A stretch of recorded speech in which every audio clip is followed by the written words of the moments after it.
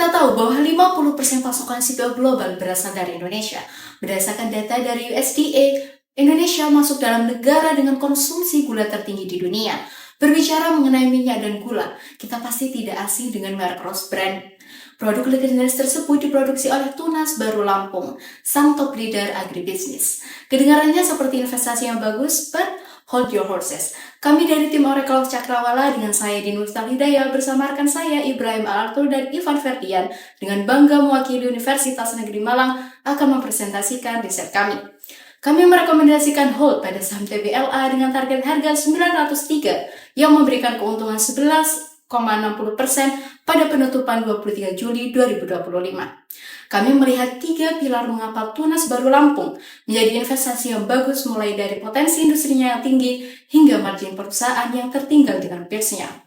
Sejak didirikan tahun 1973, Tunas Baru Lampung menjadi anggota grup Sungai Budi dan perusahaan agrikultur pertama yang mengintegrasikan bisnisnya hingga hilir di industri CPO dan juga gula. Tunas Baru Lampung beroperasi di 3 wilayah produsen sawit dan gula terbesar di Indonesia melalui kepemilikan lahan moderat, pabrik dan dermaga sehingga menghasilkan 13 produk mulai dari gula hingga biodiesel. Dengan strategi ekspansi lahan 2.500 hektar dan kerjasama dengan 7.000 petani membuat perusahaan mampu mendorong peningkatan produktivitasnya. Oleh karena itu, perusahaan membuka kenaikan pendapatan di mana tahun 2024 mencetak rekor tertingginya. Ini adalah hasil dari model bisnis yang terintegrasi.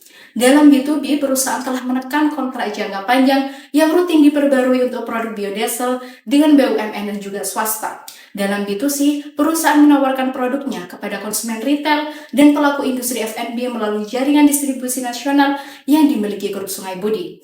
Dari segi makro, kebijakan tarif Trump hingga eskalasi Iran-Israel membuat IMF menurunkan proyeksi PDB global di 3%, sementara Indonesia stabil di 4,7% pada 2026.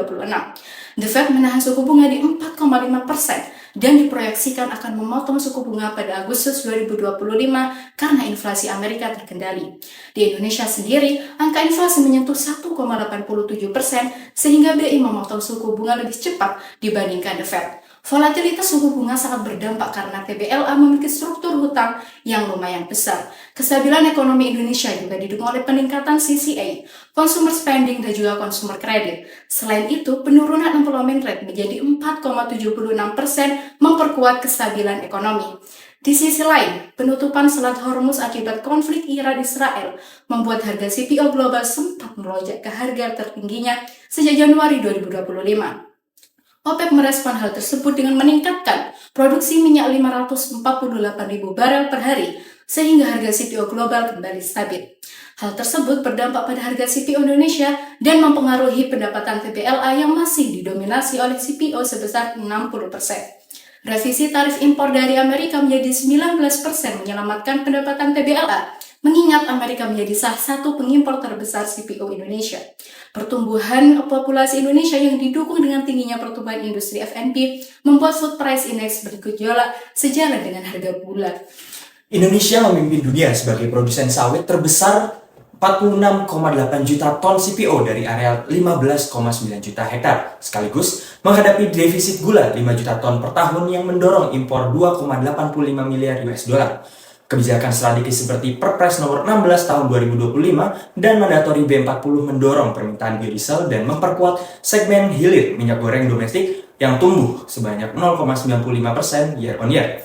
Program swasembada gula 2030 dipacu dengan revitalisasi pabrik dan perluasan lahan yang menciptakan peluang ekspansi kapasitas bagi pelaku industri.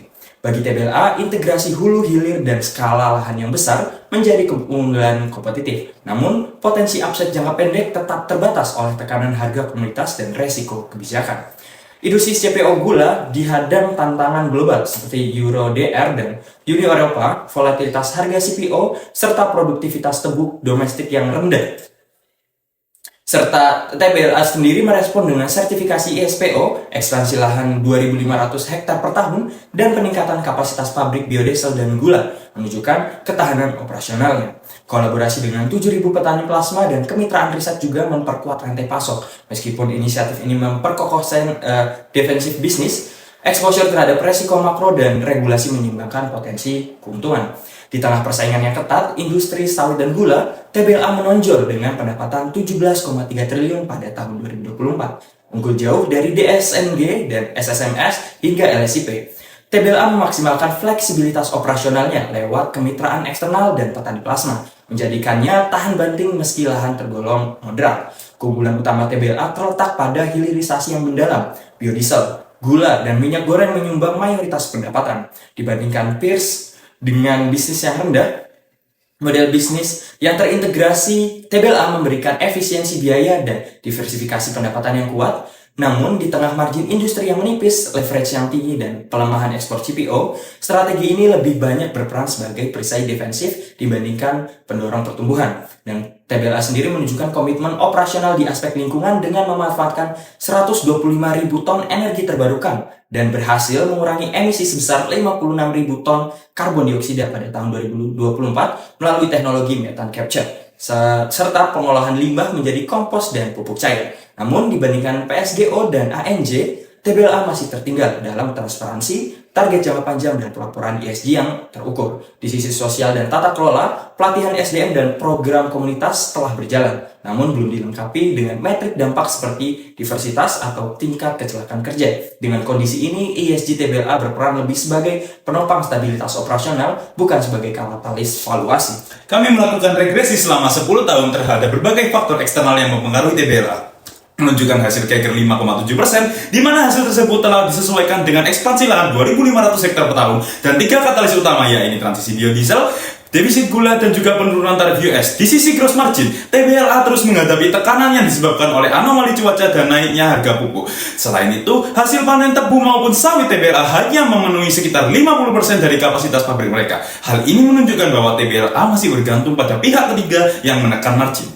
Di sisi lain, net profit margin TBLA mengalami peningkatan yang didorong oleh hilirisasi dan integrasi anak perusahaan. Salah satunya adalah BDER yang mengelola dermaga sehingga mampu menekan biaya logistik. Selain itu, TBLA juga melakukan transisi segmen pendapatan, di mana pada tahun 2024 komposisi pendapatan yang sebelumnya didominasi oleh gula kini beralih ke biodiesel dengan proporsi 45%. Peningkatan net profit margin dalam penurunan gross profit menandakan TBLA dapat menghadapi tekanan biaya melalui hilirisasi. Untuk dividen, TBLA memiliki kebijakan dividen yang transparan, yakni 40% dari net income jika pendapatan di atas 500 miliar dan 30% jika sebaliknya. Terdengar manis bukan? Sayangnya TBLA merealisasikan pembagian dividen dengan kurang sehat. Sebagai buktinya, pada tahun 2023 TBLA mencatatkan arus kas operasi negatif, namun tetap membagi dividen sehingga dividen tersebut dibiayai oleh hutang dengan posisi liabilitas 2,28 kali dari ekuitas dan net debt to EBITDA 430%, di mana angka tersebut hampir berada di batas maksimal perbankan, menimbulkan kekhawatiran jangka panjang bagi investor.